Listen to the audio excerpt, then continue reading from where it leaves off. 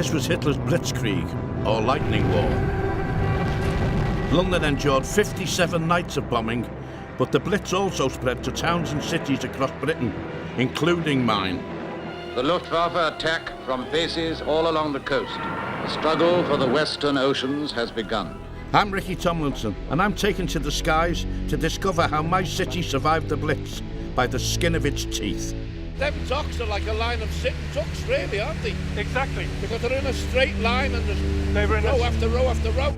And I'll meet the women of Liverpool who survived. And the bomb come down. You could hear it whistling down. And we just grabbed each other in the bed. The whole house on top of us. And we both thought, oh, we're going to die.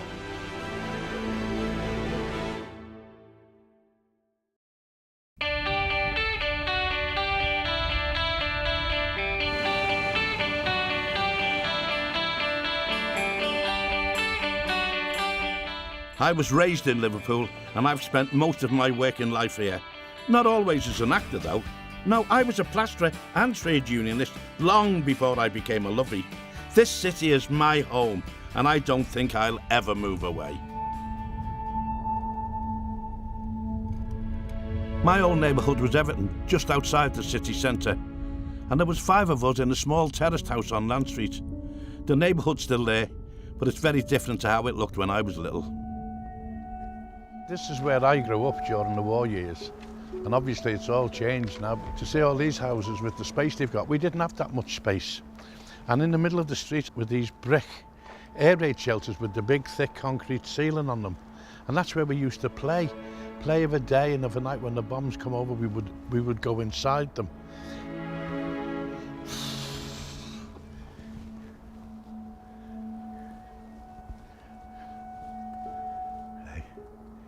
Who'd have dreamed 50 years ago that I'd be sitting here on someone's garden wall with all this shrubbery around me? It's as if I could be in the middle of an African jungle, really, couldn't I? Because we never seen a blade of grass. I could actually be sitting in what was our living room or the back kitchen. It's wonderful. It's amazing, and I'm so glad I've come back to see it. I entered the world in September 1939, the same month that Britain entered the war. I don't remember much about the early years of the fighting, so I've invited my big brother Albert to meet me for a cuppa at my own cabaret club. You must have been smelling the tea. Do you want one? We never talk much about the war, but as he's older, I'm hoping he remembers more than me. Hey, sort this tea out for us, will you, love? Yeah, so I'm busy at the moment. I'm just well, we're hoping to make a documentary about the Blitz. So I'm looking for stories from old people and just get some stories from old folks. That's why you brought me in, is it? That's one of the reasons. You were older than me, and I can remember quite a bit about the war. So Well, you were a war baby, weren't you? Well, I was born at the start of the war, wasn't I? You caused the war, didn't you? I did. Yeah, they reckon I was responsible for it. So. Heavy Blitz bombing raid began in London in September 1940. 2 months later, it was Liverpool's turn. Never in history has an entire people borne so frightful an ordeal so bravely. At this point in the war, it was all going Hitler's way. His army had occupied much of mainland Europe, and they were within striking distance of Britain. London's docks were under constant attack, and the English Channel was no longer safe. But controlling Britain's west coast, especially its ports, was also crucial for the Nazis. It is in shipping and in the power to transport across the oceans the crunch of the whole war will be found. Liverpool was the busiest port of all, and as the docks were just a couple of miles from Everton, that meant our house was in the firing line too. And all I always remember from when I was a young child is the air raid shelters right outside the house, you know. And then the sirens, we all remember the sirens, you know. But we hardly used the air raid shelters. You know, my dad only worked down the bottom of the street in the bakers. Yeah. And as soon as he heard the sirens, whether it was morning, noon or night, he'd be home, grab me on his shoulders, my mum would grab you, and we'd be down to Gran's, to my dad's mother's, remember? Yeah. And into the basement. But Granny Tomma was like a Dickensian person. Oh, yeah, exactly. 5 foot tall, 5 foot wide. But I remember people telling me that after the air raids, all the bodies would be picked up and taken and lined out in her lobby, and she'd wash them. Sometimes she'd have to wash them down with a sweeping brush. And that's how tough she was. But she was. Day in, day out, the endless flood of crates and packages passes from ship to shore, foodstuffs essential to our needs. The men who caused the devastation were the pilots of the Luftwaffe. I'm about to discover how they carried out their attacks. I'm at Harden Airport, meeting up with aerial archaeologist Chris Going and pilot Bill Giles. Well, we're just going through the flight plan to see if we can work out roughly how we're going to pretend to be a German flight this afternoon. Before we go up, Chris is showing me some rarely seen target documents used by the Luftwaffe to plan their attacks. This is how the German intelligence saw Liverpool. This stuff got captured in 1945. Most of it was trashed or burnt, but we did capture some. If you enlarge it and look at it. So what do all the numbers signify? They all related to specific individual targets. These are all targets which have a number 45, which means docks. If you could strangle the docks, if you could prevent food being unloaded, or you can prevent armaments being exported to support the forces in North Africa and elsewhere, you were well on the way to winning the war. And that was just what the Nazis were determined to do throughout 1940. In the Atlantic, the Royal Navy was battling to protect shipping from the German deadly fleet of U-boats.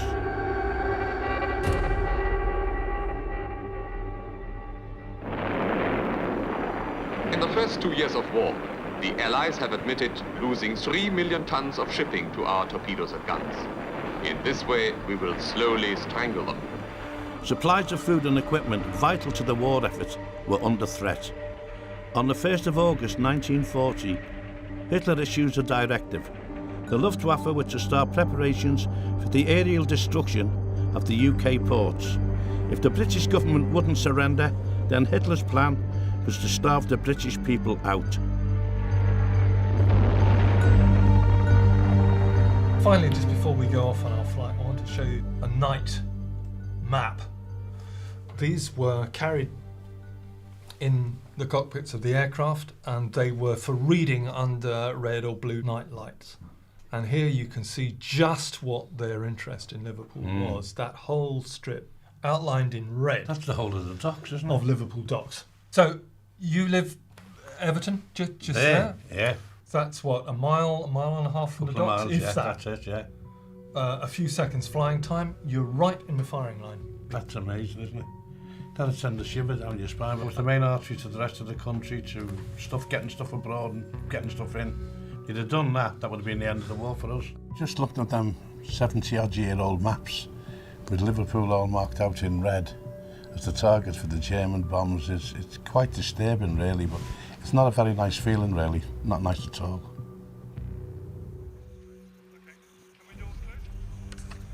Armed with our target maps, the time's come to get into the plane and recreate history. Okay, is everyone happy and secure? Yep.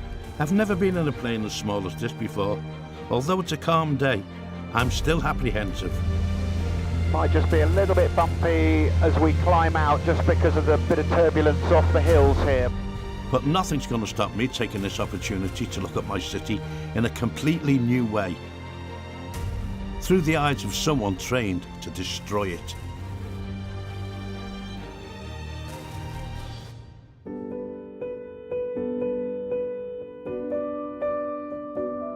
And how long would their flight take, you say, from the minute they left to get here? Well, they would take a couple of hours to get from their base to Liverpool. One of the big problems, of course, was navigation, making sure you could get to the targets. There was a blackout in the UK, so there were no lights showing. So really, they were flying blind to a greater extent.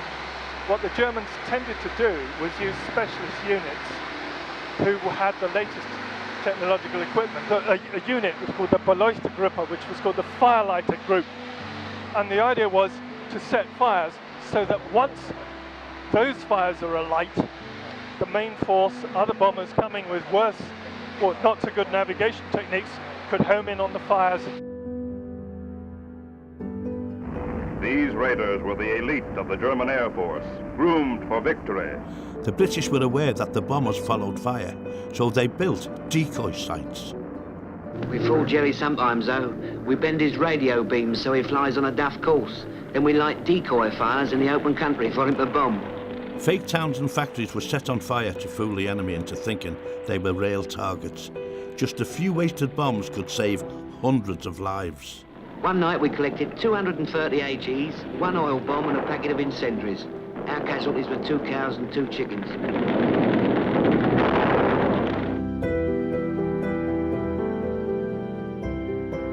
Can you see those buildings in there? Yeah.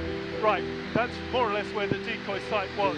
And if you look down, you've got a slight hint that the coast mimics that round further south around Liverpool. Yeah. Look to the right, can you see 4 gun positions? You can see 4 squares. Yeah? Yeah? Little sort of grey cubes. Yeah. That's anti-aircraft, so they had a gun site there as well. Although the decoys had some success, most planes made it down the River Mersey to their rail target, the Liverpool docks, a narrow strip of land that then employed nearly 20,000 people. You know, really, Yeah? them docks are like a line of 6 ducks, really, aren't they? Exactly. Because they're in a straight line and They were in row after row after row. Absolutely. It's about 6-7 miles long. It's about half a mile wide. And that was one of the most strategically important parts of the entire United Kingdom. So they must have dropped 1/3 incendiary bombs on Liverpool during the war. But one of the things that I find really amazing is the air raids lasted a very long time. So at any one time, there might be 1 or maybe 2 aircraft coming in to drop bombs. It was like being, you know, in a bowling alley, but a skittle at the wrong end. So Yeah. you would hear the bombs, 4 or 5, and then you think, okay, I survived that one, maybe the next one, the next one. How brave were them doctors getting up every morning and going to work, knowing that they were going to be under attack that night or that afternoon, kissing their kids goodbye, kissing their wives goodbye. They didn't know if they'd see them again, and vice versa, and yet they never stopped. They kept the docks going. Fabulous. Absolutely. From up here, it's obvious how vulnerable the docks were as bombs rained down night after night. What's even more frightening is just how close my street was to the focus of the bombing. This is amazing to me. I'm flying over where all this action took place during the war. I've just come past those sorts of landmarks that I knew, not only as a grown-up but as a child. And you can see the Liver building. You can see them. Absolutely. So that's right within the vicinity of where we were raised. Exactly. So if they've flown sort of 300 miles, it's literally seconds. And precision bombing is not really something you can achieve at this sort of distance. You know, by the end of the war, most of the casualties here were not dock workers, they were civilians. Yeah. And something like 2,500-3,000 people were killed. About 50% of all the housing in Liverpool was damaged during the war. So, I mean, you've got a population of, what, 870,000 in 1940, just under 1 million. That's an enormous economic and sort of human price that was paid.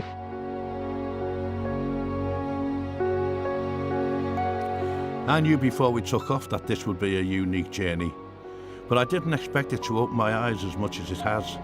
I always think of Liverpool as a tough city, but when you see it from the point of view of an aerial bomber, it looks helpless. I've always been fascinated by our docks, even more so now that I know what part they played in the war. I'd still like to find out more though, so I've arranged a tour with the historian Mike Royden. We're starting at the highest point, on top of a grain silo. Liverpool had taken a bit of a decline just after the First World War. And when the Americans started to help us with supplies, this was going to be the major port. All the different cargo, munitions, food, hospital gear coming in and out, going abroad, looking after the soldiers and stuff like that. Must have been absolutely amazing. The courage of the dock workers was tested to the limit during the May Blitz of 1941, when the HMS Malakand, a large ship loaded with munitions, was destroyed in Huskisson Dock. It led to the largest explosion in the city's history. Right, well, this is where the Malakand was, a 170-foot vessel that was berthed here on the night of the 3rd of May, 1941. And an incendiary hit the deck, And the men were struggling then to try and stop the fire spreading everywhere else. But then what they were worried about, of course, was it's going to spread into the ship itself, because the vessel was carrying almost 2,000 tons of munitions. 2,000 tons? So, yeah, of course, if that was going to ignite, the whole thing was going to explode. So you can see how frantic they were in their fight. Who was in charge at the time? Who was the captain of the ship? Incredibly brave man called Captain Kinley. He had a number of officers on board and about 60-odd Lascar sailors as well. It was absolutely frantic, the scene that you would have seen here, all the flames going everywhere, trying to get fire engines in, men running all over the place trying to put things out. It must have been unbelievable. In the end, around about 7:30 in the morning, Kinley said abandon ship, and it was just as well he did, because a few minutes later the whole thing went up. Absolutely, it was the biggest explosion that the city had seen. That was throughout the war, not just on that night. 2,000 tons, you can't imagine it, can you? Unbelievable. Going up when you can see the damage one shell can do or one grenade can do. And the debris was flying all over the place. It was hitting other ships. An anchor that actually flew about 400 yards. One piece even sliced through a horse that was pulling a cart on the dock road. But what was also worrying at that time, they wondered how much longer Liverpool could withstand this, especially the docks. Because much longer on that, and maybe that it would have brought Liverpool to its knees. But thankfully, the Luftwaffe didn't really have a particularly well-organised long-term plan, and Hitler's attention then turned towards Russia, and thankfully the Luftwaffe was shifted over there instead. Their loss was our gain. It's a terrible thing to say, but thank God it happened that way, because as I say, we might be standing here talking now, might we? That's right, yeah.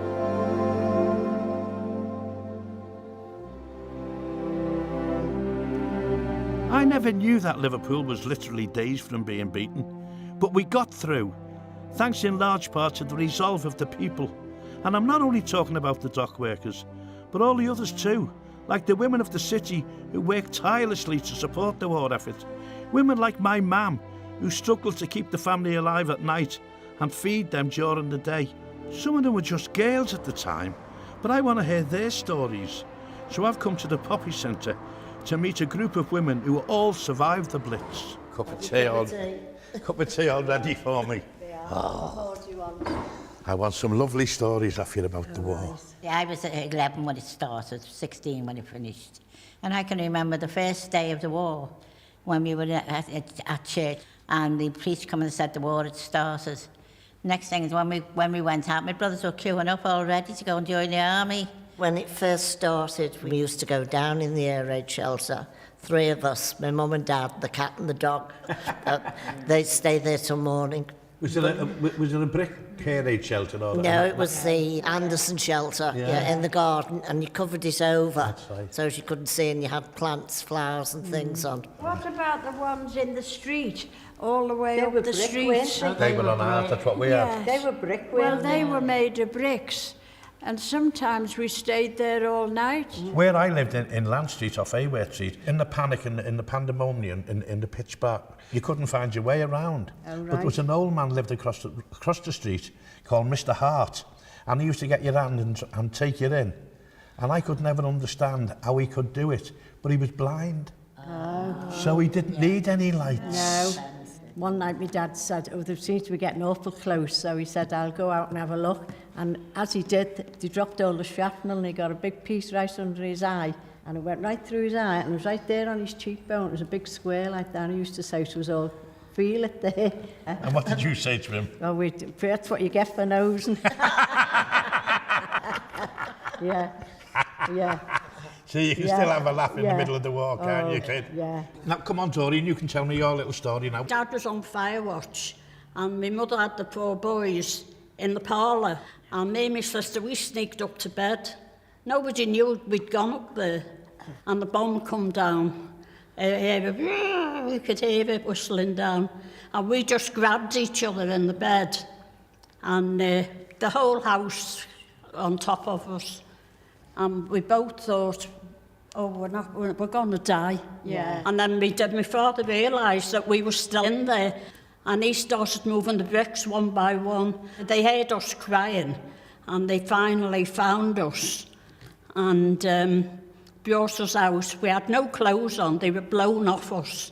One of the reporters came to take our photograph and my dad chased them. He said, "You're not photographing my daughters," he said. They've got no clothes on. Quite right, absolutely right. Yeah. Listening to these women talk, I recognised their resolve in the memories of my mum. But while we had parents looking out for us, Nancy was a young mum herself. What about you, young lady? What can you remember? Well, I lost my little boy, my baby. Oh, that was my saddest thing of the war. I had a little girl, and I was having my second baby, and it came early. It was 7 weeks early. It was a terrible night. It was in the Blitz, and the nurse didn't want to come out. She was frightened, and he only lived a couple of hours, and then he had to be buried. But we didn't have a lot of money, so I hadn't got enough money to pay for the funeral. George got a box. They gave him a wooden box, and I worry over it now, even though it's a long time, thinking he didn't have a proper coffin. He knows you loved him. It doesn't matter what they buried him in. But that's the main. And he was buried with a lady in her coffin. So that was lovely. Called him David George. Yeah.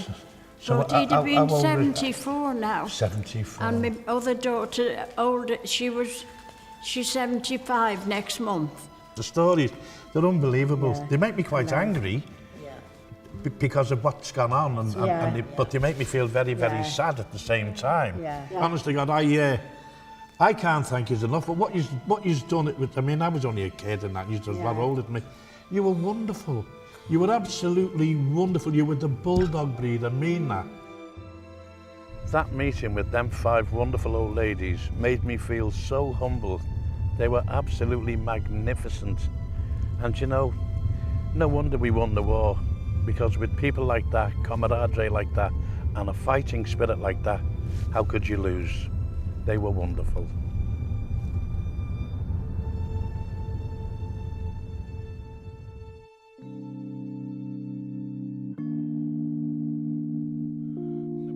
Before I finish my Blitz journey, I've decided to catch up with an old mate of mine from Liverpool's comedy circuit, Stan Boardman. I've known Stan for nearly 50 years, and he's always good for a bit of banter and a few old jokes. Well, I started in the MAA club in Shield Road. You know, it's funny. We're about the same age and we were both brought up during the war, just a mile or so apart, and yet we've never spoken to each other about it. That means I've never heard his incredible story until today. This is where my mum's house was. And see that tree? Yeah. That's probably was in our front room, that tree. Who'd ever thought that there'd be a tree where you live? And I wish that this would have been here when I was a lad. Oh, yeah. I would have loved it. Just round the corner here, it was Morley Street, and there was a shelter, a communal shelter, and everybody in the street, when they heard the sirens going, they'd all rush out their houses. Gives me the creeps, even now when I hear the fire sirens from the local fire station. Them days, they used to say the Germans were coming. And I had I was being babysit by a girl called Mary Munro. My mother used to tell me about her. And we ran to this thing, and she sat me on her knee. My mother was there, sitting on like stools, and it was pitch black and dark. She had a baby on her knee, our Ada, and Tommy, my brother, was sitting next to him. On that fateful night, the Germans did come, and they bombed Liverpool. And all the shelter was blown up, and all the people in the shelter were either killed or injured. And I found out, my mother told me when I was a little bit older, that the girl who I was sitting on in a Mary Munro, she was killed, 14. And all her family sat on that side of the shelter. They were all killed. And my brother, Tommy, he lost his life as well. So the bricks and everything must have hit him on the head. I woke up next morning on the side of the road here on a slate, and the morning was just coming up. I could smell the burning grit in my teeth. And every time I feel a bit of grit in my teeth, it reminds me of that night. And my Uncle Arthur, he came down, because he only lived up there. He was 16, 17. And he came over and he found me in the morgue because the place was just littered with bodies and people were in it. And my brother, and he found my brother, Tommy, who was dead. And he found me. Luckily enough, I wasn't injured, only because Mary Monroe must have fell on me and saved my life. She took the blast, didn't she? Mary God Monroe, God bless you. Mary, if you're up there, thank you, love. She will be, yeah. Around 4,000 people from Liverpool and its surrounding areas lost their lives during the Blitz, more than anywhere outside London. I thought I knew my city, I thought I knew my friends, but I've learned so much on this journey, I'm not sure I'll ever look at my home in the same way again. And as I take to the sky for the last time, I can see how much Liverpool has changed, how much rebuilding and regeneration has gone on over the years. But something that hasn't altered at all is the spirit and the character of those below. I've always been proud of the people of Liverpool. In fact, I have the honour of being a freeman of the city, and being up here now, I owe them so much. They've gave me this honour, and it should be the other way round. It's awful to know what went on, and it must have destroyed families for generations, talking about their lost ones and those who never seen their parents again, or their fathers again, or their sons again. But there's thousands and thousands of unsung heroes. The ARP wardens, the nurses, the fellas patrolling the streets, the way they banded together, the way they kept the morale up, the way they made sure the children went to school. Everyone, thousands and thousands of unsung heroes out there. And sometimes we forget, sometimes we tend to forget about them. Yeah, you do. But being up here now just gives me a little, it makes me feel quite emotional.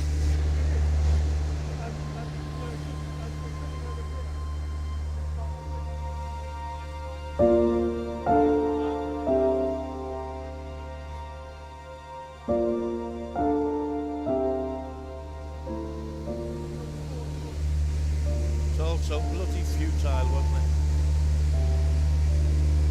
Hey. They were doing what they were told to do, and the fear and the horror and the sad stories, there must be as many in Germany as there are here in Dresden and other places like that. So while it's been a wonderful experience for me, I don't want to do it again. I don't want to do it again.